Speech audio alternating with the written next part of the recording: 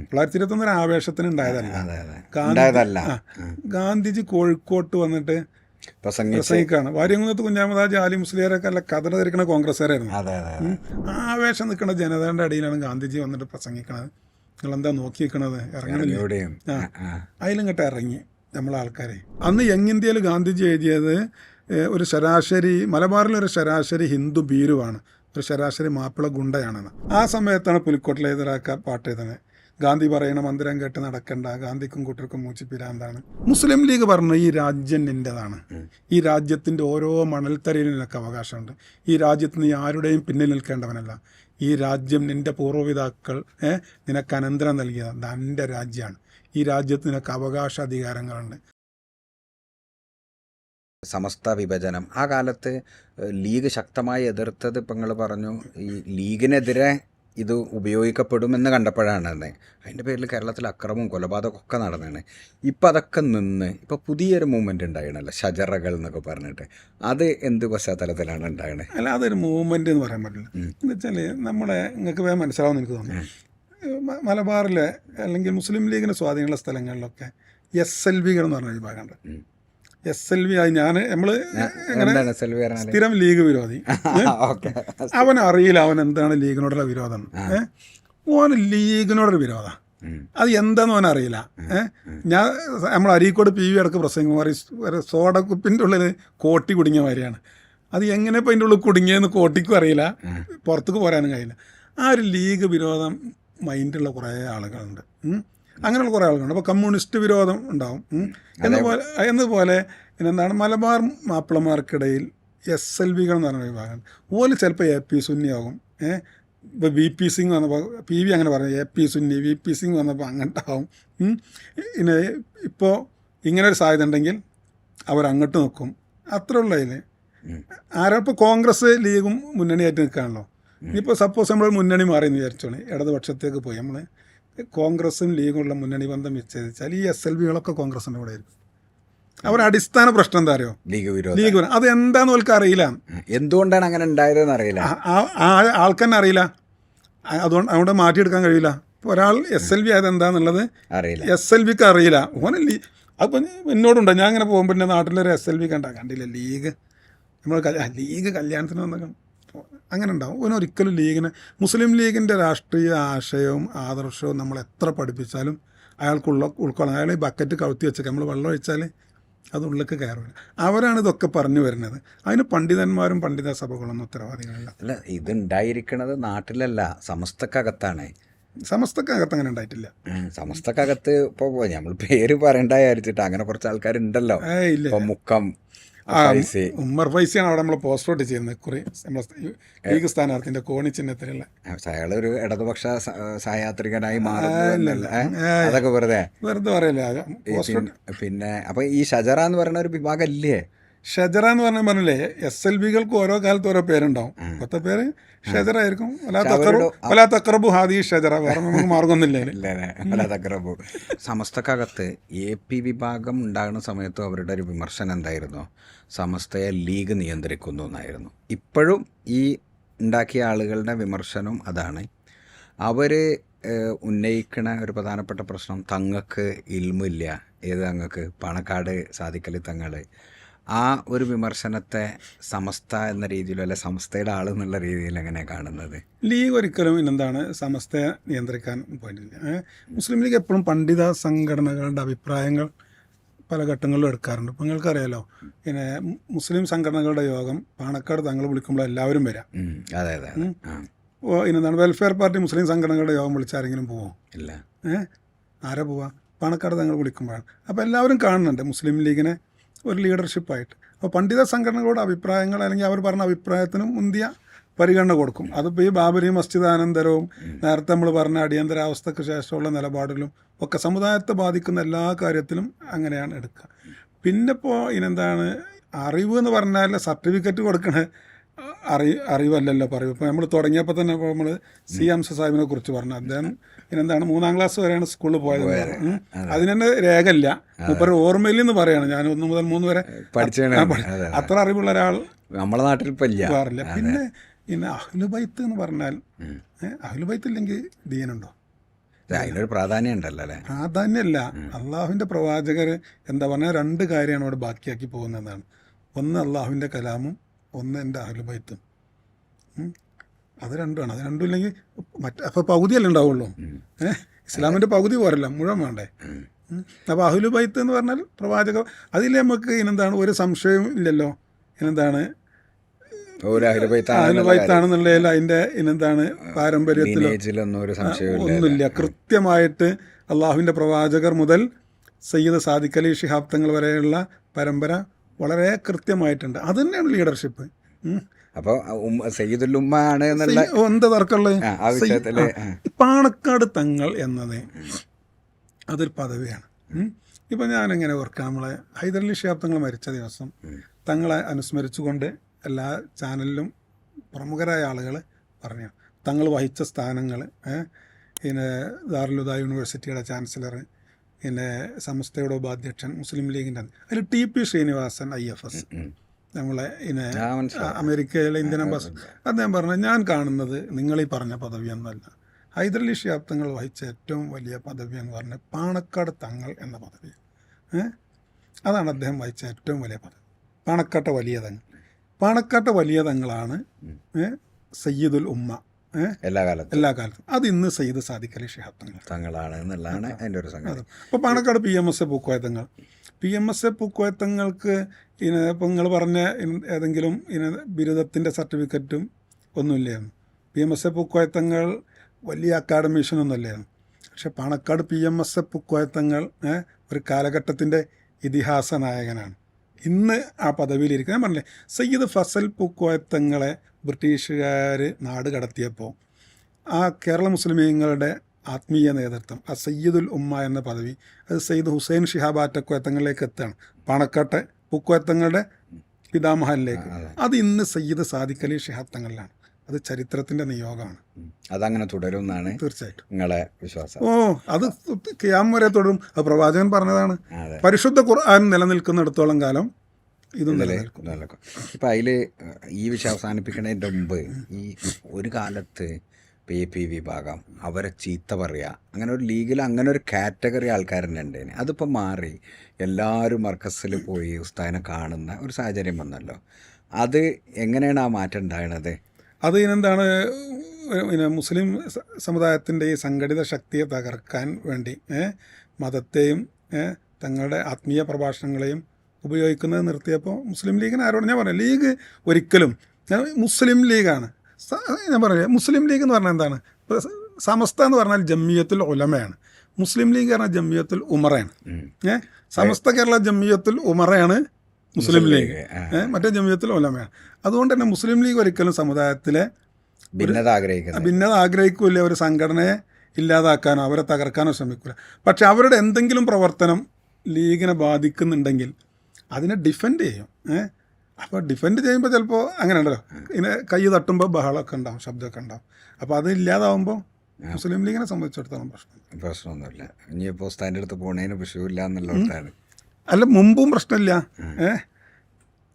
എന്താ വെച്ചാൽ ഞാൻ നേരത്തെ പറഞ്ഞേ, ഇപ്പോൾ മാധ്യമം പത്രം ഇവിടെ വന്നപ്പോൾ സമുദായത്തിനൊരു പത്രം കൂടി എന്ന് പറഞ്ഞിട്ട് വന്നത്.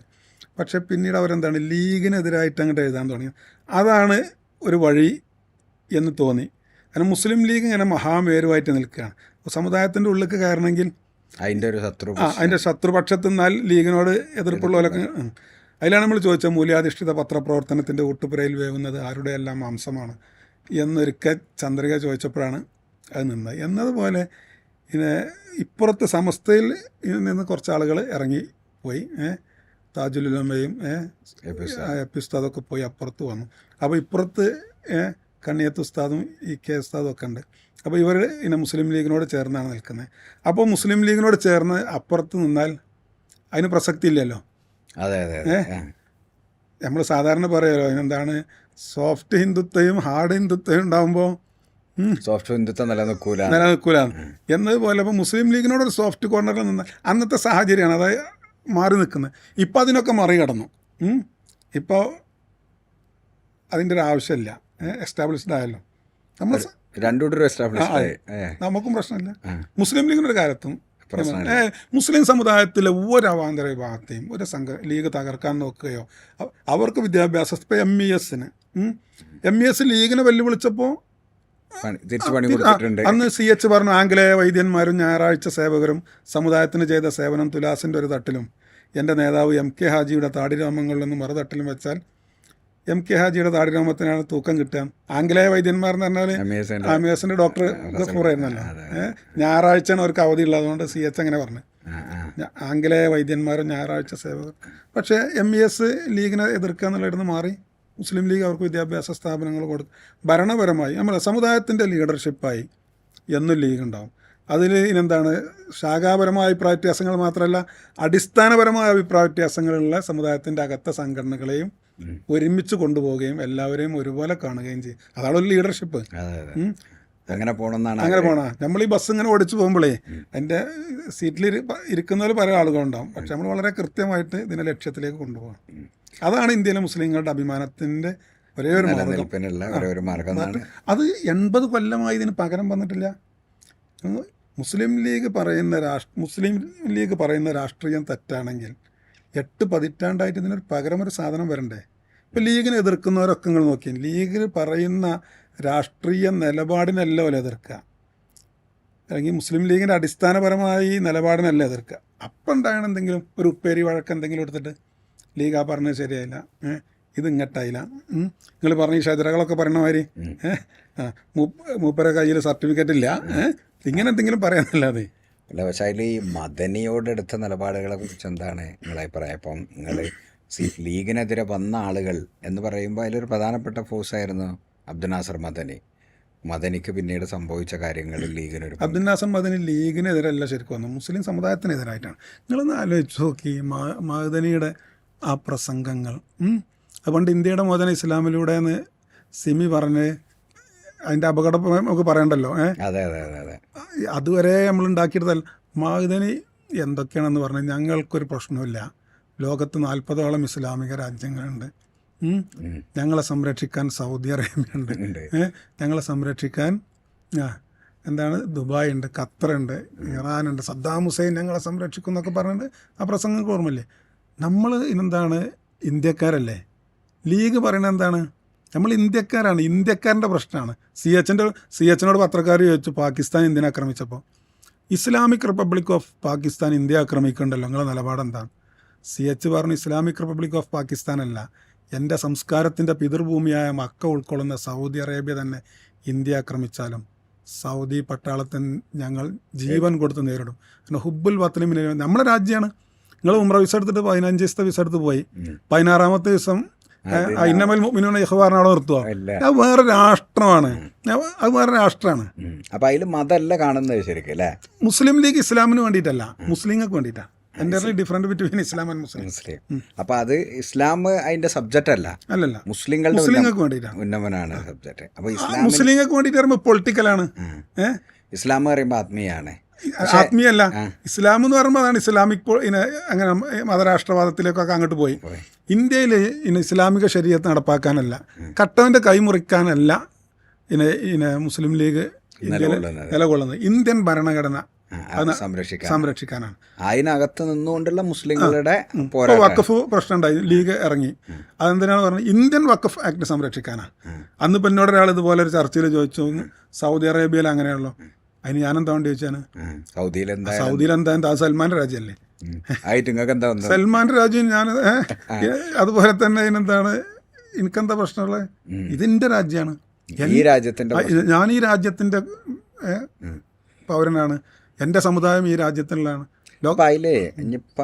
മഹദനി പറഞ്ഞ എന്താ അറിയോ? മുസ്ലിം ലീഗ് പറഞ്ഞു ഈ രാജ്യം നിൻ്റെതാണ്, ഈ രാജ്യത്തിൻ്റെ ഓരോ മണൽത്തരയിലും നിനക്ക് അവകാശമുണ്ട്, ഈ രാജ്യത്ത് നീ ആരുടെയും പിന്നിൽ നിൽക്കേണ്ടവനല്ല, ഈ രാജ്യം നിൻ്റെ പൂർവ്വപിതാക്കൾ നിനക്ക് അനന്തരം നൽകിയതാണ്, നിൻ്റെ രാജ്യമാണ്, ഈ രാജ്യത്ത് നിനക്ക് അവകാശാധികാരങ്ങളുണ്ട്. മഹദനി പറഞ്ഞ എന്താ അറിയോ? ഇത് നിങ്ങളെ രാജ്യമല്ല, ഈ രാജ്യം എൻ്റെ ശത്രുവാണ്, ഈ രാജ്യം എനിക്കെതിരാണ്, ഈ രാജ്യം നിൻ്റേതല്ല, എനിക്ക് വേറെ സ്ഥലങ്ങളുണ്ടെന്നാണ് അന്യതാബോധം ഉണ്ടാക്കുക. അതുകൊണ്ടാണ് നമ്മൾ മഹദനിയെ എതിർത്തത്. അതുകൊണ്ട് അതാണ് തീവ്രവാദം. അത് പക്ക തീവ്രവാദമായി. അതെന്താ സംശയമുള്ളത്? അതിൽ മദനിയോട് പിന്നീട് ഭരണകൂടം കാണിച്ചതിൽ ലീഗ് മൗനാനുവാദം കൊടുത്തു എന്ന അഭിപ്രായങ്ങളൊക്കെ ഉണ്ട്. മൗനാനുവാദം കൊടുത്തില്ല എന്ന് മാത്രമല്ല, മഅ്ദനിക്ക് വേണ്ടി ഏറ്റവും അധികം പോരാടിയത് ഇന്ത്യൻ പാർലമെന്റിന്റെ രേഖ എടുത്ത് നോക്കി എപ്പോഴും കാണാം മുസ്ലിം ലീഗാണ്.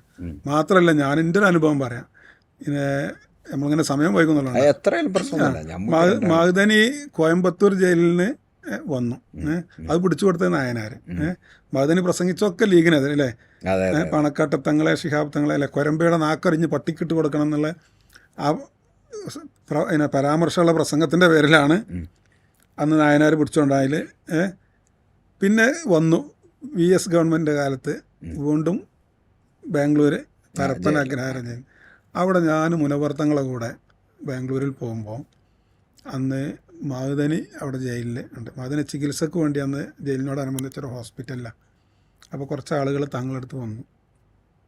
തങ്ങളെ ജയിലിലെ ഫുഡ് തന്നെയാണ് പരിപാടിയും കൊടുക്കുന്നത്, ഉസ്താദിന് ചെറിയ അങ്ങനെ പ്രയാസങ്ങളൊക്കെ ഉണ്ട്, അപ്പം നിങ്ങളൊന്ന് ഇടപെടണം എന്ന് പറഞ്ഞു. തങ്ങൾ അപ്പോൾ UT ഖാദർ എന്ന ആരോഗ്യമന്ത്രിയാണ്, അതേമാതിരി സിദ്ധാരാമയ്യാണ്, ഇപ്പോൾ അയാൾ സ്പീക്കറാണ്. UT ഖാദറിനെ വിളിച്ചു. ഞങ്ങൾ പള്ളിയിൽ കയറാണ്. അപ്പോൾ അദ്ദേഹം ആ പള്ളിയിൽ വന്നു. എന്നിട്ട് ആ കാറിലാണ് ഞങ്ങൾ പോണത്. സിദ്ധാരാമയ്യയുടെ അടുത്ത് പോയി ഈ കാര്യങ്ങൾ പറഞ്ഞ് അവിടുന്ന് വിളിപ്പിച്ച് എന്നിട്ട് മഅ്ദനിയെ സന്ദർശിച്ചു തങ്ങൾ. എൻ്റെ ഫോണിൽ ഇപ്പോഴും ആ ഫോട്ടോ ഉണ്ട്. അത് മാത്രമല്ല, മഅ്ദനി ജയിലിൽ കിടക്കുമ്പോഴൊക്കെ ഞങ്ങൾ പാർട്ടി പരിപാടികളും ക്ലാസ്സുകളൊക്കെ ഉണ്ടാവുമല്ലോ, അദ്ദേഹത്തിൻ്റെ ജയിൽ മോചനത്തിന് വേണ്ടി പ്രാർത്ഥിച്ചിരുന്നു. മഅ്ദനിയുടെ നിലപാടുകൾ ഇന്ത്യയിലെ മുസ്ലിമീങ്ങൾക്ക് ആത്യന്തികമായി ദോഷേ ചെയ്യുള്ളൂ എന്നുള്ള പ്രതിഷേധമുള്ള നമുക്ക്. അബ്ദുൽ നാസർ മഅ്ദനി എന്ന വ്യക്തിയോടൊന്നുമില്ല. മഅ്ദനി എന്ന ISS RSSന് ബദലായി ISS എന്ന് പറഞ്ഞല്ലോ, അതല്ല നമ്മൾ പറയണത്. അതിനെ നമ്മൾ എതിർത്തിട്ടുള്ളൂ. അപ്പോൾ മഅ്ദനി PDP എന്ന് പറഞ്ഞ രാഷ്ട്രീയ പാർട്ടി ഉണ്ടാക്കി. PDP ഇപ്പോൾ ഇടതുപക്ഷത്തിൻ്റെ കൂടെയാണ്. അപ്പോൾ ആ പൊളിറ്റിക്സിനെ നമ്മൾ എതിർക്കും. അന്ന് അദ്ദേഹം തീവ്രവാദപരമായ നിലപാടെടുത്തപ്പോൾ അതിനെ എതിർത്തു. അതാണ് അതിലെ ഒരു നിലപാട്. അപ്പോൾ പിന്നെ ഇനി ഇത്ര ക്ലാരിറ്റിയോടെ നിങ്ങൾ കാര്യങ്ങൾ പറയുന്നുണ്ട്. ഇപ്പം എല്ലാ വിഷയത്തിലും ഇപ്പം ഞാൻ ലീഗുകാരെ കൊടുക്കാൻ പറ്റുന്ന എല്ലാ ചോദ്യവും ഇപ്പം നിങ്ങളോട് ചോദിച്ചു. നിങ്ങൾ തിരഞ്ഞെടുപ്പിൽ ഒരു സീറ്റ് പ്രതീക്ഷിച്ചിരുന്നു അല്ലെങ്കിൽ ഇപ്പോൾ ഒരുപാട് യുവാക്കളെ പങ്കെടുപ്പിച്ചു. ലീഗിന് ശരിക്കും ആശയ പ്രതിസന്ധി ഉണ്ട് എന്നാണ് പുറത്തുനിന്ന് ഞങ്ങളൊക്കെ നോക്കുമ്പം മനസ്സിലാക്കൽ. പക്ഷെ ഇത്ര ക്ലാരിറ്റിയോടെ നിങ്ങൾ പറഞ്ഞു, അങ്ങനെ ഒരു സീറ്റ് പ്രതീക്ഷിച്ചിരുന്നു? വ്യക്തിപരമായൊരു ചോദ്യം, സ്ട്രെയിറ്റ് ഫോർവേഡ്. അതിന് പ്രതീക്ഷിച്ചിരുന്നു വെച്ചാലേ പൊളിറ്റിക്സ് അല്ലേ, നമ്മൾക്ക് ഇനെന്താണ്, എനിക്കൊരു കോൺഫിഡൻസ് ഉണ്ടായിരുന്നു. എനിക്കൊരു സീറ്റ് തരികയാണെങ്കിൽ എനിക്ക് കൃത്യമായി പറയാൻ പറ്റുമോ. ഞാനും ആലോചിക്കണത് അതാണ്, ഇത്ര ക്ലാരിറ്റി. ഞാൻ നിങ്ങളെ ആദ്യമായിട്ടാണ് പരിചയപ്പെടുന്നത്. പക്ഷെ ഇത്ര ക്ലാരിറ്റിയോട് പറയുന്ന ആൾക്കാർ ലീഗിൽ കുറവാണല്ലോ. അല്ലെ, ആ ഒരു കോൺഫിഡൻസ് എനിക്കുണ്ടായിരുന്നു. ലെജിസ്ലേച്ചർ രംഗത്ത് എനിക്ക് കഴിയും, പിന്നെ നല്ലൊരു ജനപ്രതിനിധി ആവാൻ കഴിയും. അങ്ങനെ നമുക്ക് സെൽഫ് കോൺഫിഡൻസ് ഉണ്ടാവുമല്ലോ. അത് നേതാക്കന്മാർക്ക് ബോധ്യമാവുകയാണെങ്കിൽ, അങ്ങനെ ഒരു സീറ്റ് തരികയാണെങ്കിൽ മത്സരിക്കാമെന്ന് നിങ്ങൾ കരുതിയില്ല? സീറ്റ് അവർ തന്നാലല്ലേ മത്സരിക്കാൻ പറ്റും. അതെ അതെ അതെ അതെ.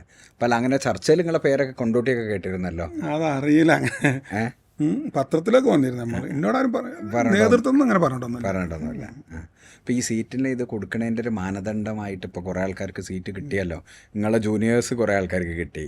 നിങ്ങൾ കുറേ കാലത്തിന് പ്രസംഗിച്ചില്ല. ഞാൻ അത് വ്യക്തിപരമായ ചോദ്യം, അത് ഇൻ്റർവ്യൂവിൽ പറയേണ്ടതാണോ എന്ന് എനിക്കറിയില്ല, എന്നാലും ഞാൻ ചോദിക്കുകയാണ് എൻ്റെ ഒരു കൗതുകം കൊണ്ട്.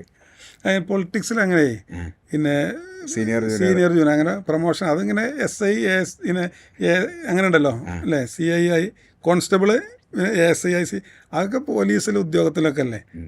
LD ക്ലർക്ക് UDI പൊളിറ്റിക്സിൽ അങ്ങനെ സീനിയോറിറ്റി ഇതൊന്നുമില്ലല്ലോ. പിന്നെ എന്താണ് അതിൻ്റെ അങ്ങനെ മാനദണ്ഡം? ഇപ്പോൾ ഈ വന്ന ലിസ്റ്റിൽ വന്ന ആൾക്കാരെ എന്തായിരിക്കും മാനദണ്ഡം? ഇപ്പോൾ മുസ്ലിം ലീഗ് പറഞ്ഞാൽ വലിയ പാർട്ടിയാണ്. ഞങ്ങളെ ഇപ്പം ജനറൽ സെക്രട്ടറി ഉണ്ട് അമീദ് മാഷ്, മൂപ്പർ എപ്പോഴും പറയും നേതാക്കന്മാർ പുര നിറഞ്ഞു നിൽക്കുന്ന പാർട്ടിയാണ് ലീഗ്. ഒരുപാട് നേതാക്കന്മാരുള്ള പാർട്ടിയാണ് മുസ്ലിം ലീഗ്. നമ്മൾ മത്സരിക്കുന്നത് ആകെ 26 സീറ്റിലാണ്. ഒരു മുന്നണി സംവിധാനമാകുമ്പോൾ അത്രയല്ലേ കഴിയുള്ളൂ. അപ്പോൾ 26 സീറ്റിലാണ് മുസ്ലിം ലീഗ് മത്സരം. അതിലൊരു 6 സീറ്റ് സംവരണമായിട്ടും പല അങ്ങനെയൊക്കെ വേണ്ടി പരിഗണനകൾ നമ്മൾ ഇങ്ങനെ ഒരു ബഹുസ്വര സമൂഹത്തിൽ നിന്ന് പോകല്ലേ. പിന്നെ ഒരു 20 സീറ്റാണുള്ളത്. അതിൽ നമ്മൾ പ്രമുഖമായ ലീഡർഷിപ്പ് ഉണ്ടാകും. പിന്നെ പല സാധ്യതകൾ നോക്കേണ്ടി വരും. പ്രദേശത്തിൻ്റെ പരിഗണന നോക്കേണ്ടി വരും. മുസ്ലിം ലീഗിന് ജനപ്രതിനിധികളില്ലാത്ത ഭാഗത്തു നിന്നുള്ള ആളുകൾ അക്കോമഡേറ്റ് ചെയ്യേണ്ടി വരും. ഇപ്പോൾ നമുക്കറിയാം, വയനാട് ആകെ ഒരൊറ്റ ജനറൽ സീറ്റാണ് ഉള്ളത്. അവിടെ കോൺഗ്രസ് മത്സരിക്കുകയാണ്. അപ്പോൾ അവിടെയൊക്കെയുള്ള വലിയ നേതാക്കന്മാരുണ്ടാവും കേരള രാഷ്ട്രീയത്തിൽ നിർബന്ധമായി. അങ്ങനെയുള്ള പരിഗണനകളൊക്കെ വരുമ്പോൾ അല്ല നമ്മളെ പാർട്ടി മോശമാക്കിയിട്ടോ ഇവനതിന് പറ്റില്ല വിചാരിച്ചിട്ടോ ഒഴിവാക്കിയിട്ടൊന്നുമല്ല. ഈ ഒരു ചെറിയ സംവിധാനത്തിൻ്റെ ഇടയിൽ നിന്ന് പരിഗണിക്കുമ്പോൾ പിന്നെ അത്രയും പ്രിയപ്പെട്ടാലല്ലേ മാറ്റി നിർത്താൻ കഴിയുള്ളൂ. അത് പാർട്ടി മാറ്റി നിർത്തിയെന്ന് അല്ല, ഇനി വേണമെങ്കിലേ അങ്ങനെ ഉണ്ടല്ലോ നമുക്ക്. പിന്നെ ഞാൻ മത്സരിക്കുക എന്നുള്ളതിൻ്റെ അപ്പുറത്ത് എൻ്റെ പാർട്ടി മത്സരിക്കുക അതിന് വേണ്ട കാര്യങ്ങൾ ചെയ്യാന്നുള്ളതാണ് നിങ്ങളെ മനസ്സിലല്ല. അപ്പോൾ അതിൽ ഒരു ചോദ്യം എന്താ വെച്ചാൽ, ഇപ്പം നിങ്ങൾക്കൊരു നിരാശ ഉണ്ടാവുമെന്ന് ഒരു ധാരണ CPM-ന് ഉണ്ടാവുമല്ലോ. പ്രത്യേകിച്ച് CPM-ൻ്റെ ലീഡർഷിപ്പായിട്ടൊക്കെ നിങ്ങൾക്ക് നല്ല ബന്ധമാണെന്ന് എനിക്കറിയാം. അപ്പോൾ ആ ഒരു ഘട്ടത്തിൽ ഇപ്പോൾ പ്രത്യേകിച്ച് ഇപ്പം മങ്കട ഇന്നലെ വരെ ലീഗായ ഒരാളാണ് ഒരു സ്ഥാനാർത്ഥിക്ക്, അങ്ങനെ എന്തെങ്കിലും ഒരു ബന്ധപ്പെട്ടിരുന്നോ? നിങ്ങൾ നേരത്തെ പറഞ്ഞില്ലേ CPM-ൻ്റെ നേതാക്കന്മാരായിട്ട് എനിക്കെല്ലാം CPM-ൻ്റെ എന്നല്ല, മലപ്പുറം ജില്ലയിലെ പിന്നെ രാഷ്ട്രീയ ഇന്ന് ജില്ലയിലെ ലീഡർഷിപ്പിൽ നിൽക്കണം. എന്താ വെച്ചാൽ ഞാൻ താഴേക്കിടയിൽ നിന്ന് വന്നത് MSF-ൻ്റെ ശാഖാ ഭാരവാഹി, MSF-ൻ്റെ ജില്ലാ ഭാരവാഹി എന്നുണ്ട്. അന്ന് SFIയുടെയും KSUവിൻ്റെ ഒക്കെ ജില്ലാ ഭാരവാഹിയാർ, പിന്നെ ആ യൂത്ത് ലീഗിൽ വന്നപ്പോൾ DYFIയുടെയും യൂത്ത് കോൺഗ്രസിൻ്റെ ഒക്കെ വന്നു. ഇപ്പോൾ മുസ്ലിം ലീഗിൻ്റെ ജില്ലാ സെക്രട്ടറി ആകുമ്പോൾ VS ജോയിയാണ് അവിടെ ഉള്ളത്. പിന്നെ KSUവിലും യൂത്ത് കോൺഗ്രസ്സിലും ഞാനുള്ളപ്പോൾ ജോയി ഉണ്ട്. ഇപ്പോൾ ഞാൻ ജില്ലാ ലീഗ് സെക്രട്ടറി ആകുമ്പോൾ അദ്ദേഹം DCC പ്രസിഡൻ്റ് ആയിട്ടുണ്ട്. ഇപ്പോൾ VP അനിൽ അനിയേട്ടനാണ് CPM-ലെ സെക്രട്ടറി. ഇതുപോലെ ഞാൻ MSF-ലുണ്ടാകുമ്പോൾ അനിയേട്ടൻ SFIയിലുണ്ട്. പിന്നെ അധ്യാപക സംഘടനകൾ അങ്ങനെ ബന്ധം ഉണ്ടായതുകൊണ്ട് തന്നെ അവർക്കറിയാം ഞാൻ നല്ല ലീഗുകാരനാണ്. ഞാൻ റൂമിയോട് തുറന്നു പറയാം, ഞാൻ നല്ല ലീഗാണ്. എൻ്റെ ചിന്തകളിലും സ്വപ്നങ്ങളിലൊക്കെ മുസ്ലിം ലീഗ് മാത്രമേ ഉള്ളൂ. അങ്ങനെ ഒരു ഇത് വന്നിരുന്നോ? എനിക്ക് മനസ്സിലായി. അതുകൊണ്ട് തന്നെ അതുകൊണ്ട് എന്നോട് ചോദിക്കുന്നു, ഇപ്പം നിങ്ങൾ പറഞ്ഞ മങ്കടയിൽ മത്സരിച്ച കുന്നത്ത് മുഹമ്മദിൻ്റെ അടുത്ത് പോയതുപോലെ നിങ്ങളുടെ അടുത്ത് വരൂല. ഞാൻ നല്ല ലീഗാണ്. അടിസ്ഥാനപരമായി ആ ഒരു ബഹുമാനവും ആ ഒരു ആദരവും എനിക്ക് അവരുടെ കയ്യിൽ നിന്ന് കിട്ടിയിട്ടുണ്ട്. പ്രതിപക്ഷത്തൊന്നും കിട്ടിയിട്ടുണ്ട് എന്ന് പറഞ്ഞാൽ അയാൾ പറയുന്ന രാഷ്ട്രീയത്തിൽ അയാൾക്ക് നല്ല ക്ലാരിറ്റി ഉണ്ട് എന്ന ഒരു ബോധ്യം മറുവശത്തിനും ഉണ്ട് എന്നാണ്. പാർട്ടിൻ്റെ ഉള്ളിൽ പിന്നെ ഈ രാഷ്ട്രീയത്തിൻ്റെ വളവളപ്പും ലീഗായാലും ഇതിനോട് പലതും നേടാന്നൊക്കെ വിചാരിച്ച് വരുന്ന പലരും ഉണ്ടാവുമല്ലോ. ഓലൊക്കെ ചിലപ്പോൾ നോക്കും നമ്മളൊന്നും അങ്ങോട്ട് വലിച്ചു വെക്കാൻ, ഞാൻ അപ്പുറത്തേക്ക് പോയാൽ അങ്ങനെ നമ്മളോട് അങ്ങനെയൊക്കെ ഉണ്ടാവുമല്ലോ. പക്ഷെ അപ്പോഴൊക്കെ മറ്റുള്ളവർക്ക് പറഞ്ഞു കൊടുക്കും നല്ല ലീഗാണ്, നല്ല ലീഗാണ്, അതുകൊണ്ട് പറഞ്ഞിട്ട് കാര്യമില്ല. ലീഗ് എനിക്ക് നമുക്ക് കഴിയൂല അങ്ങനെ ഉണ്ടല്ലോ. അതെന്തൊക്കെ എനിക്ക് അനന്തരമായിട്ട് കിട്ടിയല്ലേ എൻ്റെ വല്യപ്പ ഉപ്പ. അതുകൊണ്ട് തന്നെ എനിക്ക് അങ്ങനെ ഇപ്പോൾ അങ്ങനെ കുറേ വാക്കുകളുണ്ടല്ലോ. ഇപ്പം എന്താണ് ചുണ്ടിനും കപ്പിനും എന്നൊക്കെ. ഇപ്പം മലപ്പുറം മുനിസിപ്പാലിറ്റിയിലേക്ക് എൻ്റെ വാർഡിൽ നിന്ന് എൻ്റെ പേര് എന്നെ പോവുള്ളൂ, വേറെ പേരൊന്നും പോകില്ല. അങ്ങനെ മത്സരിച്ചാൽ മുനിസിപ്പൽ ചെയർമാനൊക്കെ ആവാൻ അധികാര പദവി നമ്മൾ ആഗ്രഹിക്കും. പക്ഷെ അങ്ങനെ പേര് പോയാൽ ഇപ്പം മുകളിലിരിക്കുമ്പോൾ അപ്പോൾ ഈ മത്സരിക്കണ്ട എന്നുള്ള നിലപാടാണ് പലപ്പോഴും എടുക്കുക. അപ്പോൾ നിങ്ങൾ അതൊന്നും കിട്ടിയിട്ടില്ലല്ലോ ഇതുവരെ? ഇല്ല, ഞാൻ നോമിനേഷൻ പേപ്പറിൻ്റെ കളറ് ചുവപ്പാണോ കറുപ്പാണോ എന്ന് എനിക്കറിയില്ല. ഞാൻ കണ്ടിട്ടില്ല. അല്ല, ഞാനിപ്പോൾ അതാണ് ഞാൻ ഇപ്പോൾ ആലോചിച്ചത്. ഇപ്പോൾ മലപ്പുറത്ത് MLA അല്ലാത്ത ഒരുപാട് പൊസിഷൻസ് ഉണ്ടല്ലോ. നിങ്ങൾ ഇത്ര കാലങ്ങൾ പ്രസംഗിക്കണം, അങ്ങനെയൊന്നും എന്താണ്? ഞാൻ ഇങ്ങനെ മുസ്ലിം ലീഗിൻ്റെ മലപ്പുറം ജില്ലാ സെക്രട്ടറി ആയില്ലേ വളരെ ചെറുപ്പത്തിൽ. അതൊരു അധികാര പോസ്റ്റ് അല്ലല്ലോ. അങ്ങനെ ഒരു അവഗണന ഉണ്ടെന്ന് തോന്നിയില്ല? അങ്ങനെ അഭിപ്രായമില്ല. ഇല്ല, മാത്രമല്ല ഒരിക്കലും മുസ്ലിം ലീഗ് അങ്ങനെ നന്നായി പ്രവർത്തിക്കുന്ന ഒരാളെയും അങ്ങനെ അവഗണിക്കൊന്നുമില്ല. ചിലപ്പോൾ പരിഗണിച്ചിട്ടില്ല എന്നൊക്കെ ഉണ്ടാവും, പക്ഷെ അവഗണിക്കൊന്നുമില്ല. ഇല്ല.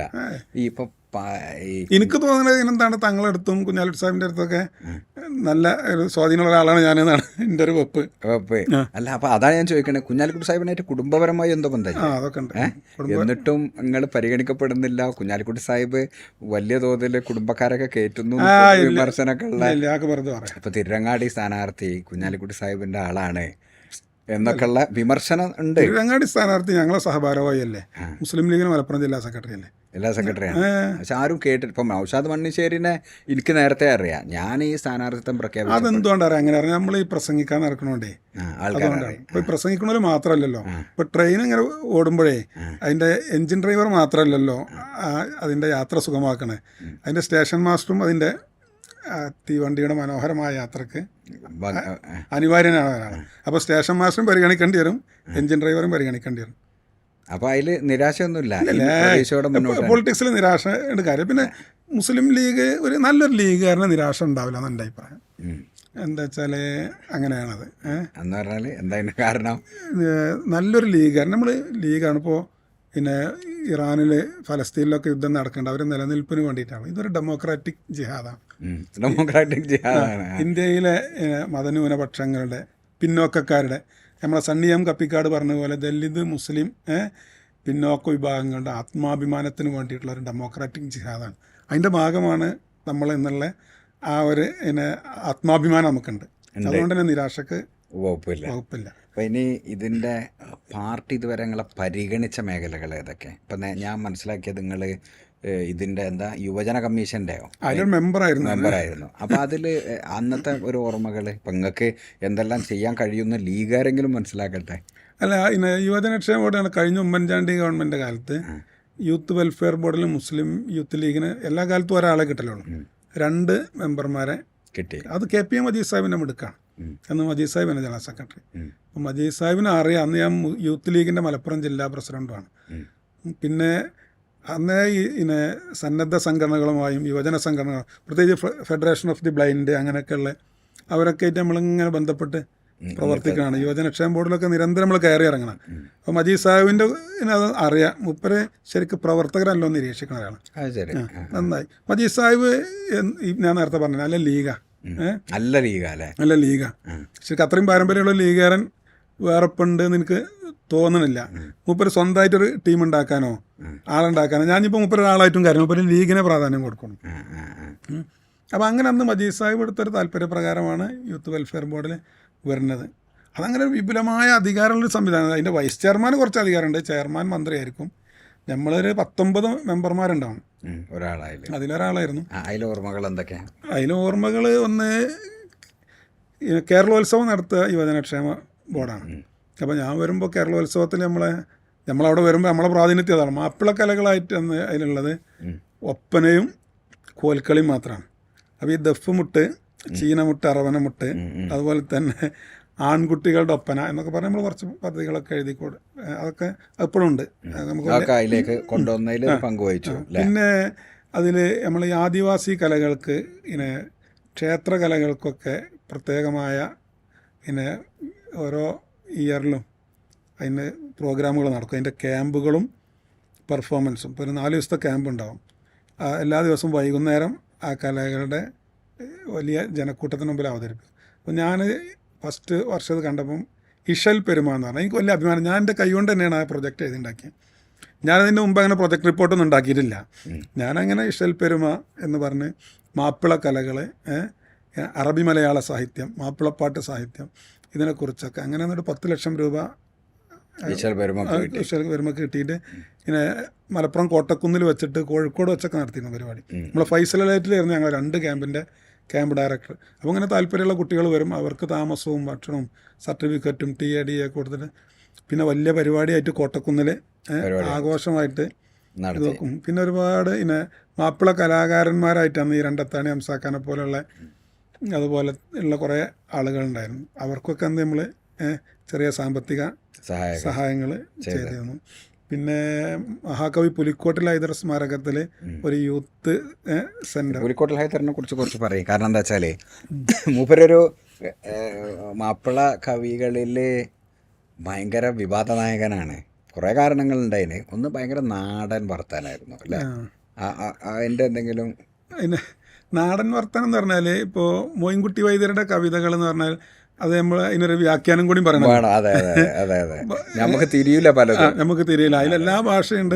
സംസ്കൃതവും പേർഷ്യനും തമിഴും അറബിയും കന്നഡയും അറബിയും ഇംഗ്ലീഷ് വരെ ഉണ്ട്.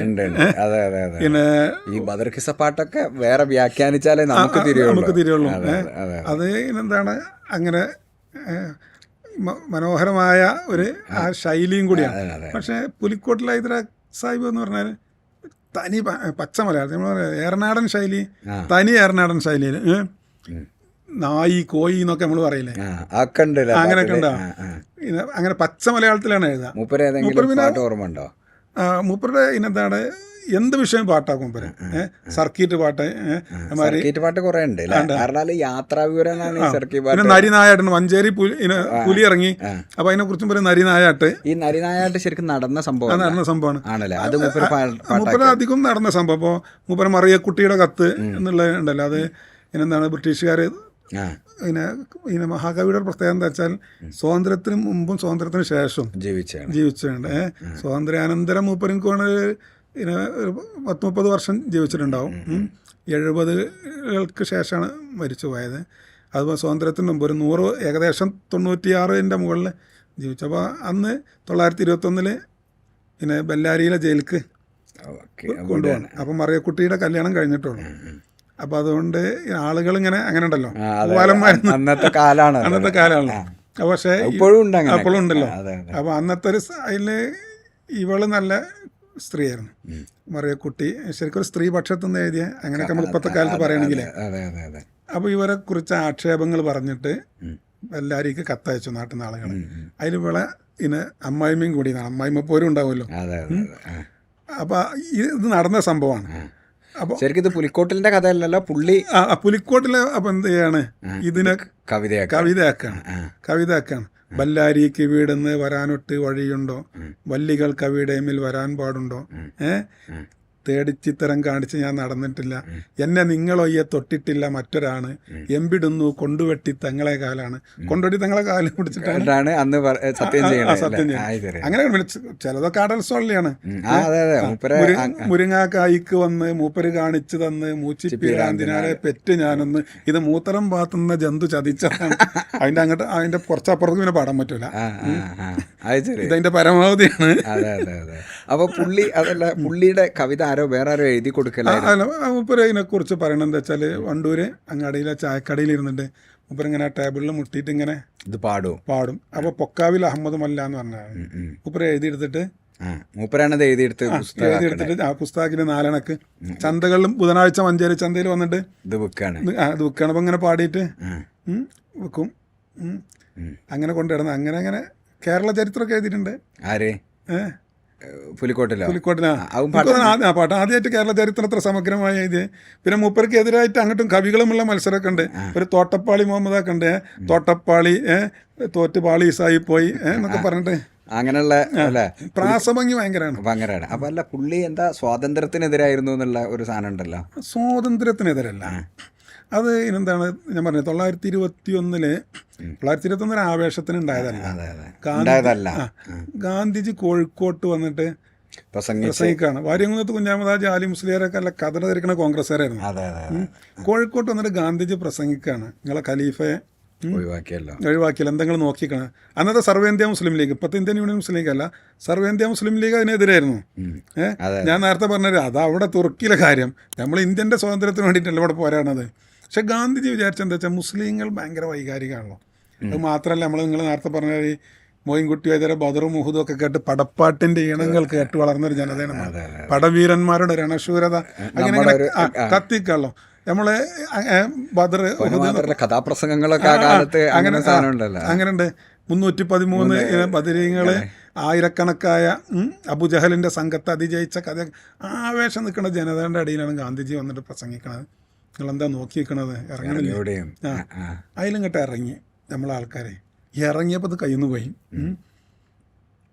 നിന്ന് പോയി പിടുത്തം വിട്ട് പോയപ്പോൾ യഥാർത്ഥത്തിൽ അങ്ങനെ ഒരു സമരം കൈവിട്ടു പോയാൽ ഇന്ത്യയിലെ ബ്രിട്ടീഷ് പട്ടാളത്തിൻ്റെ 4/1 അന്നിങ്ങോട്ട് വന്നു. ഈ ഏറനാട് വള്ളവനാട് താലൂക്കിൽ ഒരു 220 അംശങ്ങളിലാണ് ഇത് നടക്കുന്നത്. 4/1 ഇങ്ങോട്ട് വരികയാണ്. ചൗരയിൽ ഒരു പോലീസുകാരൻ മരിച്ചപ്പോൾ ഗാന്ധിജി നിസ്സഹകരണ പ്രസ്ഥാനം നിർത്തിവെച്ചു.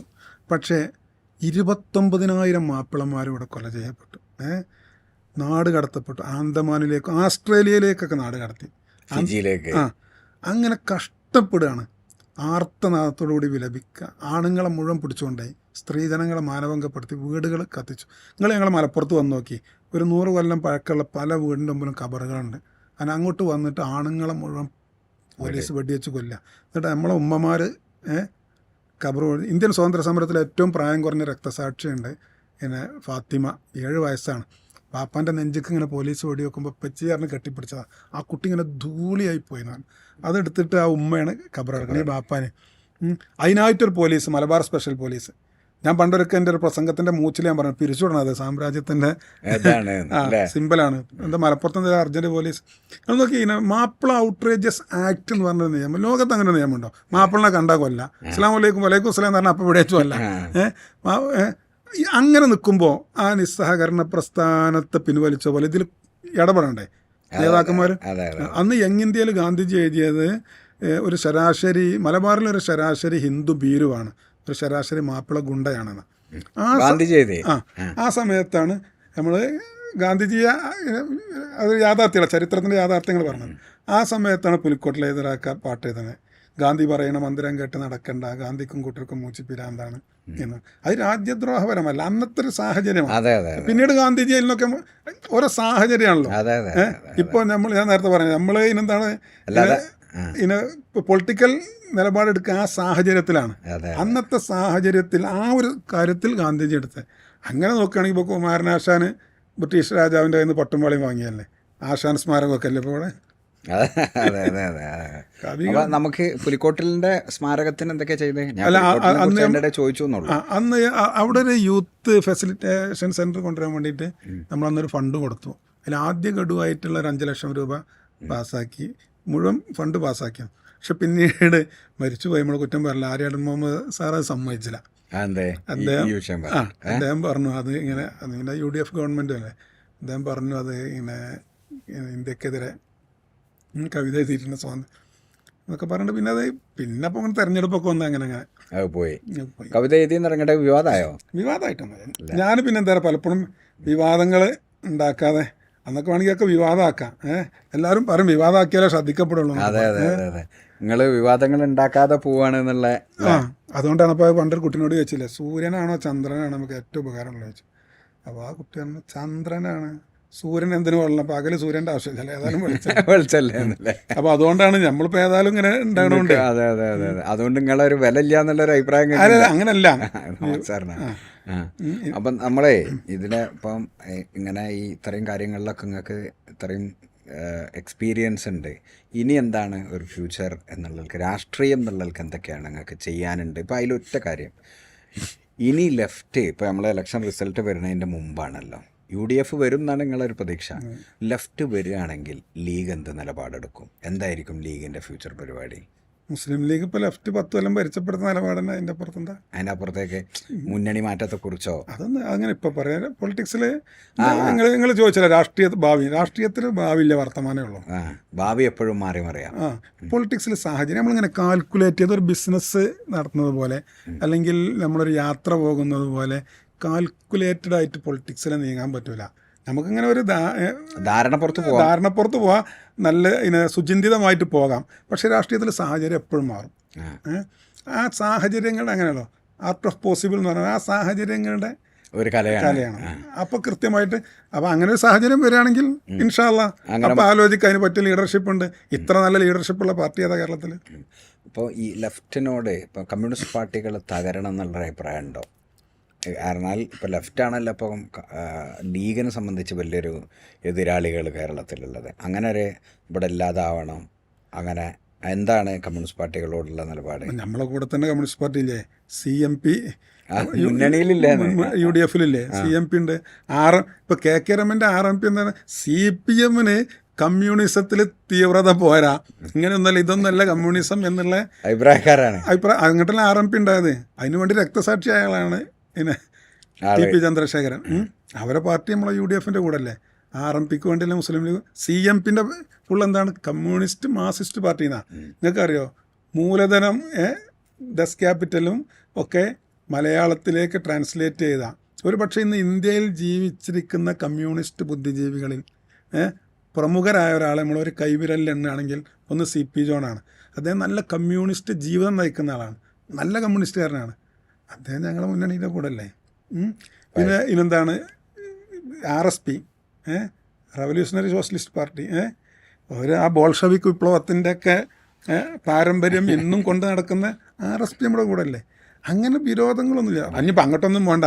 ഞാനിപ്പോൾ 4 ദിവസം മുമ്പ് ഇനെന്താണ് ഗൂഡല്ലൂർ പ്രസംഗിക്കുമ്പോൾ അവിടുത്തെ ഇനെന്താണ് CPM-ൻ്റെ ഏരിയ സെക്രട്ടറിയാണ് എനിക്ക് സ്വാഗതം പറഞ്ഞത്. എന്താണ് നമ്മളവിടെ മുന്നണിയാണ്. മുസ്ലിം ലീഗിൻ്റെ 75-ാം വാർഷികം ചെന്നൈയിൽ ഞങ്ങൾ ഇങ്ങനെ വൈറ്റ് ഗാർഡിൻ്റെ മാർച്ച് ഉണ്ടായിരുന്നു. ആ മാർച്ച് സല്യൂട്ട് സ്വീകരിച്ചത് ഒരുപാട് നേതാക്കന്മാരുണ്ടായിരുന്നു. ഒന്ന് CPM-ൻ്റെ തമിഴ്നാട് സംസ്ഥാന സെക്രട്ടറിയാണ്. അവിടെ നമ്മൾ മുന്നണിയല്ലേ. പിന്നെ ഒരു ഇടതുപക്ഷം എപ്പോഴും ഇന്ത്യയിൽ നിന്നല്ല, ഒരു ഇടതുപക്ഷം എപ്പോഴും വേണം. പക്ഷേ ഈ പിണറായിസം വന്നതിന് ശേഷം നമ്മൾ അൻവറിൻ്റെ വാക്ക് കണ്ടെടുത്താൽ ഇത് തീവ്ര വലതുപക്ഷത്തെക്കാൾ അപകടം അങ്ങനെ ഉണ്ടല്ലോ. CH പണ്ട് പറഞ്ഞിട്ടുണ്ട്. എന്താണ് അത് ഇനെ CH ഇനെ വിമോചന സമരകാലത്ത് പ്രസംഗിച്ചിരുന്നു. മനുഷ്യൻ അതവച്ചാൽ മൃഗമാകും, മൃഗം അതവച്ചാൽ കമ്മ്യൂണിസ്റ്റ് ആവുന്നുള്ളത്. അത് കേശവദേവൻ്റെ ഒരു കോട്ടിങ്ങാണ്.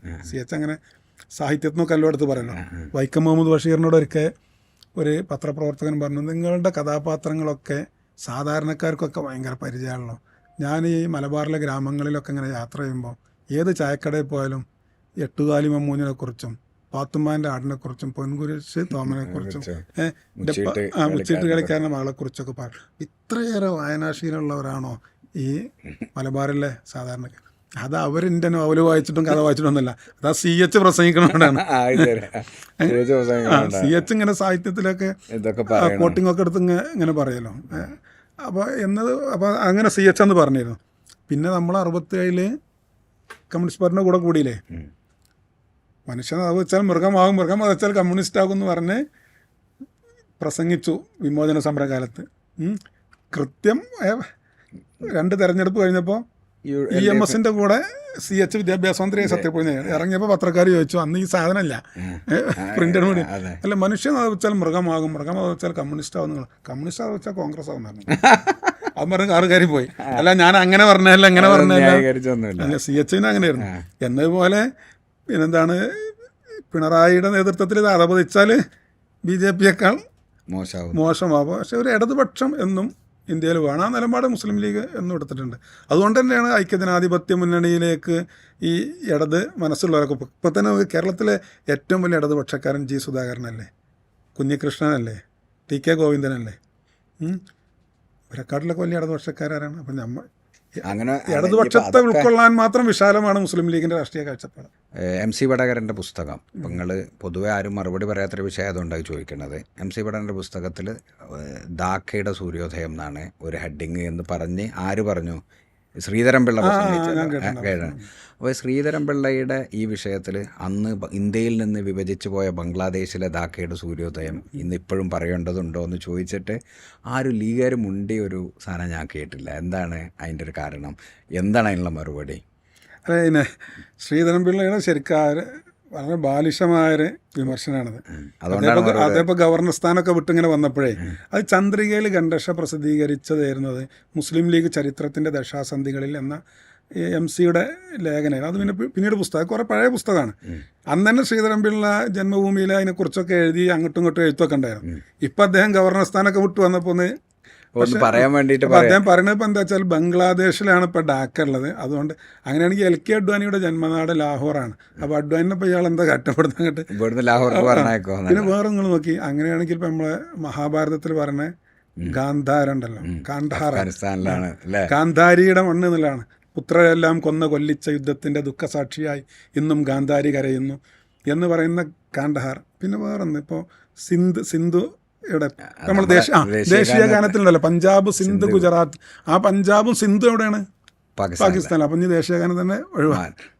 അതൊക്കെ ഒരു ബാലിശമായ അതിനിപ്പോൾ നമ്മൾ ഇതിനെന്താണ് നളന്ദയും തക്ഷശിലയും ഇന്ത്യയിലെ ഇതിനെ പുരാതനമായ യൂണിവേഴ്സിറ്റികളാണ്, ലോകോത്തരമായ. അതിൽ ഇതെവിടെ ഇപ്പോൾ ഉള്ളത്? പാകിസ്ഥാനിലല്ലേ. അതുകൊണ്ട് ഇനിയിപ്പോൾ എന്താ നമ്മൾ ആ മഹത്തായ പാരമ്പര്യത്തെ നമ്മൾ തള്ളി പറയാം. ഇത് ഈ ഉപഭൂഖണ്ഡത്തിനെ വിശാലമായി കണ്ട എത്ര ബാലിശമാണ്. അദ്ദേഹത്തെ പോലെ ഒരാളങ്ങനെ പറയാൻ പാടില്ല. നമ്മളാളുകൾ മറുപടി പറയാത്ത മറുപടിക്ക് മാത്രം ഇല്ല എന്നുള്ളതുകൊണ്ടാണ്. അത് കേൾക്കുന്നവർക്ക് തന്നെ മനസ്സിലാവും. അല്ല, കേരളത്തിലെ ശ്രീധരൻപിള്ളയെ കുറിച്ച് പറയുമ്പോഴേ കേരളത്തിലെ മുസ്ലിങ്ങൾക്ക് സർവ്വസമ്മതനായ ഒരു BJP നേതാവാണ് ശ്രീധരൻപിള്ള എന്നൊരു അഭിപ്രായം എനിക്ക് ഉണ്ടായിട്ടുണ്ട്. അത് നമ്മളിങ്ങനെ കണ്ണേറട്ടാതിരിക്കാൻ വേണ്ടിയിട്ട് മീറ്റിംഗ് ഒക്കെ ഉണ്ടാകുമ്പോൾ വിളിക്കണതാണ് ശ്രീധരൻപിള്ള. അപ്പോൾ വലിയ മനോഹരമായ ഒരു മണിസൗധം ഉണ്ടാക്കി വെച്ചാൽ അവിടെ നമ്മളൊരു കോലം വരച്ചു വെക്കുമല്ലോ, അതിന് കണ്ണേറ് തട്ടാതിരിക്കാൻ വേണ്ടി. എന്നാൽ നമ്മളെ ഫംഗ്ഷനുകൾക്ക് കണ്ണേറ് തട്ടാതിരിക്കാൻ വേണ്ടി ഞാൻ എപ്പോഴും തമാശക്ക് പറയലുണ്ട്, ഇപ്പം മുസ്ലിങ്ങളെ കാലി ശ്രീധരൻപിള്ളനാക്കാണ് എല്ലാ ഗ്രൂപ്പും അംഗീകരിക്കുമെന്ന്. കാരണം AP-ക്കാരും വിളിക്കും, IK-ക്കാരും വിളിക്കും, മുജാഹിദും വിളിക്കും. ഞാനതിന് അങ്ങനെയാണ് കാണുന്നത്.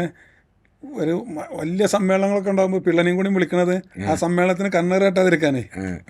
നമ്മൾ നല്ല മനോഹരമായ ഒരു പച്ചക്കറി തോട്ടം ഉണ്ടാകുമ്പോൾ അവിടെ കോലം ഉണ്ടാക്കി വെക്കുമല്ലോ, അതേപോലെ. അതിപ്പോൾ അവിടെ അനിവാര്യമൊന്നുമല്ല, ഉണ്ടാക്കി വെച്ചില്ലെങ്കിലും കുഴപ്പമൊന്നുമില്ല. എന്നാലും അപ്പോൾ നമുക്കിത് അവസാനിപ്പിക്കാം. ഈ അവസാനത്തിൻ്റെ എൻ്റെ ഒരു ഇതെങ്ങനെയാണെന്ന് വെച്ചാൽ, അപ്പം നിങ്ങൾ രാഷ്ട്രീയത്തിൽ ഫ്യൂച്ചർ പരിപാടികളില്ല എന്ന് പറഞ്ഞാൽ മൂർത്തമായ സാഹചര്യത്തിനനുസരിച്ച് നിലപാടെടുക്കാം എന്നുള്ളതാണ്. അല്ല, രാഷ്ട്രീയത്തിൽ ഫ്യൂച്ചർ പരിപാടികൾ ഞാൻ ലീഗുകാരനായി പോകാൻ അത് ഉറപ്പ്. പക്ഷെ എന്നാലും ഇപ്പം ഇന്ന സ്ഥലത്ത് മത്സരിക്കണം അങ്ങനെ മുസ്ലിം ലീഗിൽ അങ്ങനെയൊന്നുമില്ല. ഇല്ല. അങ്ങനെ ചില പാർട്ടികളൊക്കെ ഉണ്ട്. ഇപ്പം എൻ്റെ ഏറ്റവും അടുത്ത കൂട്ടുകാരനാണ് CR മഹേഷ്. മഹേഷ് MLA അല്ലാത്ത കാലത്തെ ഞങ്ങൾ സുഹൃത്തുക്കൾ. അന്ന് മഹേഷ് എന്നോട് ഇങ്ങനെ പറയും, ഞാൻ കരുനാഗപ്പള്ളി കേന്ദ്രമായിട്ട് പ്രവർത്തിക്കണം. അങ്ങനെ പ്രവർത്തിച്ചു ഒരിക്കൽ മത്സരിച്ച് പരാജയപ്പെട്ടു. പിന്നെ അവൻ അത് കോൺഗ്രസ് പാർട്ടിയിൽ അങ്ങനെ ഉണ്ടാവും. ലീഗിൽ അങ്ങനെയൊന്നുമില്ല. ഇത് ലീഗാണ്, പാർട്ടിയാണ്. പാർട്ടി മത്സരിക്കാൻ പറഞ്ഞാൽ അതൊരു പണിയാണ്. പാർട്ടി ലീഗ് ഓഫീസ് അടിച്ചേരാന്നൊക്കെ പറഞ്ഞാൽ അതൊരു പണിയാണ്. അതൊക്കെ ചെയ്യും, ലീഗുകാരനായി തുടരും. അപ്പം അങ്ങനെ തുടരട്ടെ. ഇനി ഒരുപാട് നിങ്ങളെപ്പോഴും ഞാൻ നിങ്ങളോടൊരു സജഷൻ എനിക്കുള്ളത്, നിങ്ങൾ കാര്യമായി രാഷ്ട്രീയം പറയണം പബ്ലിക്കിൽ. കാരണം നിങ്ങൾക്ക് നല്ല ക്ലാരിറ്റി ഉണ്ട്. ലീഗുകാർക്ക് പൊതുവേ ഒക്കെ ലാക്ക് ചെയ്യുന്നൊരു കാര്യമായിട്ട് എനിക്ക് തോന്നിയതാണ്. അപ്പോൾ അതുകൊണ്ട് നിങ്ങൾ പറയണം. ഇനി തുടർന്ന് പറഞ്ഞുകൊണ്ടിരിക്കുക. പ്രസംഗം നിങ്ങൾ കുറേ പ്രസംഗിക്കുന്നുണ്ടാവും. പ്രസംഗം ആ ഓഡിയൻസിലേക്ക് എത്തുള്ളൂ. പിന്നെ അതിൻ്റെ റൂമിൽ പറഞ്ഞ വേറെ പ്രശ്നം പറ്റിയെന്ന് വെച്ചാൽ, ഞാൻ എന്താണ് PR അങ്ങനെ ഉണ്ടല്ലോ. ഇപ്പം ഇങ്ങനെ ചിലപ്പോൾ എൻ്റെ നാടിൻ്റെ തൊട്ടടുത്ത വീട്ടിലൊരു കുട്ടിയുണ്ട്. അവനിപ്പോൾ ഇതിങ്ങനെ ചെയ്യണം. അങ്ങനെ ഈ ഇലക്ഷൻ കാലത്ത് അവൻ്റെ പിന്നാലെ നടന്നിട്ട് പലപ്പോഴും അവൻ്റെ വണ്ടിയൊക്കെ എടുത്തിട്ട് എന്നെ കുട്ടി കൊണ്ടുപോയിട്ടൊക്കെ ചില വീഡിയോകളൊക്കെ ചെയ്തു എന്നല്ലാതെ നിങ്ങളെ രാഷ്ട്രീയം പറയലില്ല. ഇല്ല, അങ്ങനെ PR എന്നാൽ തന്നെ നമ്മൾ ആൾക്കാരെന്താ പറയാ, ഓപ്പർ റീൽസ് എടുത്തുകൊണ്ട് നടക്കണം. അത് പറഞ്ഞു, അത് ചെയ്യണോലാണ് ഇവിടെ നിലനിൽക്കുന്നത്. അതുകൊണ്ട് അത് ചെയ്യണം എന്നൊരു അഭിപ്രായം എനിക്കുണ്ട്. അപ്പോൾ നമുക്ക് അവസാനിപ്പിക്കാം. പിന്നെ എന്താ വെച്ചാൽ അങ്ങനെ നമ്മളെന്തും അങ്ങനെ പ്രൊജക്റ്റ് ചെയ്ത് വേണ്ടെന്നുള്ള അങ്ങനെയായിരുന്നു നിലപാട്. പിന്നെ എനിക്കും തോന്നുന്നുണ്ട് എന്താ വെച്ചാൽ, അത് ഇപ്പോഴത്തെ ഒരു കാലഘട്ടത്തിൽ എന്താ വെച്ചാൽ നമ്മളങ്ങനെ ഇത് ചെയ്താൽ നമ്മുടെ ഈ രാഷ്ട്രീയ ആശയം, മുസ്ലിം ലീഗ് എന്ന് പറയുന്നത് ആശയം ആളുകളിലേക്ക് എത്തും. ഞാൻ ചെറിയൊരു സംഭവം കഴിഞ്ഞ ലക്കം പിന്നെ ചന്ദ്രിക ആഴ്ചപ്പതിപ്പിൽ മൗലാന ഹസ്രത്ത് മൊഹാനിയെക്കുറിച്ച് ഒരു അജിത് കുമാർ ഗോത്തുരുത്ത് എന്ന് പറഞ്ഞ ഒരാളുടെ വിശാലമായ ലേഖനം, നല്ല അദ്ദേഹത്തിൻ്റെ ജീവൻ ഒക്കെ കുറിച്ചിട്ട് കൃത്യമായിട്ട്. പക്ഷെ അതിൽ ഏറ്റവും പ്രധാനപ്പെട്ട ഒരു ഭാഗം അദ്ദേഹം വിട്ടുപോയി. കരുതിക്കുട്ടി നമുക്ക് ഉറപ്പാണ്. കാരണം അത്ര ആഴത്തിൽ ഹസ്രത്ത് മൊഹാനിയെ പഠിച്ച ഒരാൾ മൊഹാനി ലീഗാണെന്നുള്ളത് പറഞ്ഞില്ല. ലീഗായിരുന്നു എന്നുള്ളത് കമ്മ്യൂണിസ്റ്റും ആയിരുന്നു ആദ്യം. കമ്മ്യൂണിസ്റ്റ് പാർട്ടിയുടെ രൂപീകരണ സമ്മേളനത്തിൽ പോയിട്ടുണ്ട്. അപ്പോൾ സാധാരണ പഴയ ഒരു മനസ്സുള്ള നൗഷാദാണ് ശരിയാണെങ്കിൽ ഞാനതിങ്ങനെ അതിങ്ങനെ ചെയ്തു എന്ന് പറയാൻ കൂടുകയുള്ളൂ. പക്ഷെ ഇപ്പം എനിക്ക് തോന്നി അങ്ങനെയല്ല. ഞാനതിന് ചന്ദ്രികയിലേക്ക് എഴുതി. എന്നുവെച്ചാൽ മൗലാന ഹസ്രത്ത് മൊഹാനി എന്താണ് പൂർണ്ണ സ്വരാജ് എന്നത് ആവശ്യപ്പെടുന്നത് കോൺഗ്രസ്സിലാണ്. ലാഹോർ സമ്മേളനത്തിൽ 1920 ഡേറ്റ് റെഫർ ചെയ്താൽ പറയണം. പക്ഷേ അന്ന് ഗാന്ധിജി പറഞ്ഞല്ല, നമുക്ക് പുത്രികാ രാജ്യ പദവി മതി, ഇപ്പോൾ പൂർണ്ണ സ്വരാജ് ആവശ്യപ്പെടേണ്ട. അങ്ങനെ ആ പ്രമേയം അവതരിപ്പിച്ച് അവിടെ നിന്ന് ഇറങ്ങിയപ്പോൾ അതിൻ്റെ ഉള്ളിൽ തന്നെ ആരോ ഒറ്റിക്കൊടുത്തു ബ്രിട്ടീഷ് പോലീസിന്. ഇവിടെ ചങ്ങായി ഒന്നാട് ഇങ്ങനെ ഉണ്ട്, കോൺഗ്രസ്സുകാർ പറഞ്ഞേക്കാരല്ലേ, ഇപ്പോൾ അറിയില്ല. മൂപ്പരെ പിടിച്ചു കൊണ്ടുപോയി ജയിലിൽ കിടന്നു. ജയിലിൽ നിന്ന് ഇറങ്ങി വന്നിട്ട് പിന്നെ അദ്ദേഹം മുസ്ലിം ലീഗിൻ്റെ വേദിയിലാണ് വരുന്നത്. ഖായിദ് അസമുള്ള വേദിയിൽ വന്നിട്ട് ഇത് അവതരിപ്പിച്ച് പൂർണ്ണ സ്വരാജ് പാസ്സാക്കണം. CHൻ്റെ പ്രസംഗമുണ്ട്. CH ഇങ്ങനെ ആവേശം കയറിയിട്ട് പ്രസംഗിക്കും.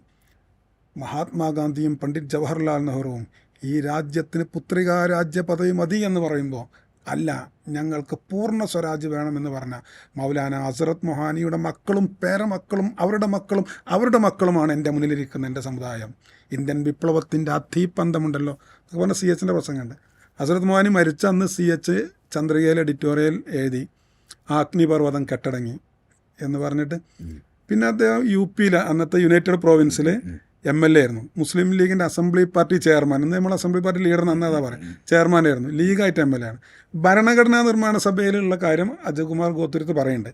പക്ഷേ ലീഗിൻ്റെ പ്രതിനിധിയായിട്ടാണ് അത് പറയുന്നത്. ആഗാഖാനുമായിട്ടുള്ള ഡിസ്കഷൻ പറയുന്നുണ്ട്. അത് ലീഗിൻ്റെ പ്രതിനിധി, ആഗാഖാൻ പോലും ലീഗിൻ്റെ പ്രസിഡന്റ് ആയിരുന്നു എന്ന് അദ്ദേഹം പറയണില്ല.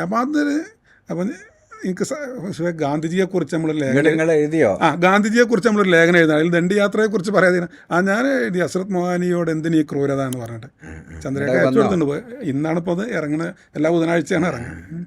അല്ല, മുമ്പൊന്നും ആണെങ്കിലേ ഞാൻ അങ്ങനെ വിട്ടുകളയാം. ഞാൻ ചിലപ്പോൾ അയാൾക്കൊന്ന് വിളിക്കും, എന്ത് പണിയാണ് കാണിച്ചത്. അപ്പം നിങ്ങൾ ഈ സാധനം തുടരണം, ഇങ്ങനെ പറഞ്ഞുകൊണ്ടിരിക്കണം. അത് പറയാനുള്ള അവസരങ്ങൾക്ക് നമുക്ക് ഉണ്ടാക്കാം. ഇൻഷാ അല്ലാഹ്. Thank you.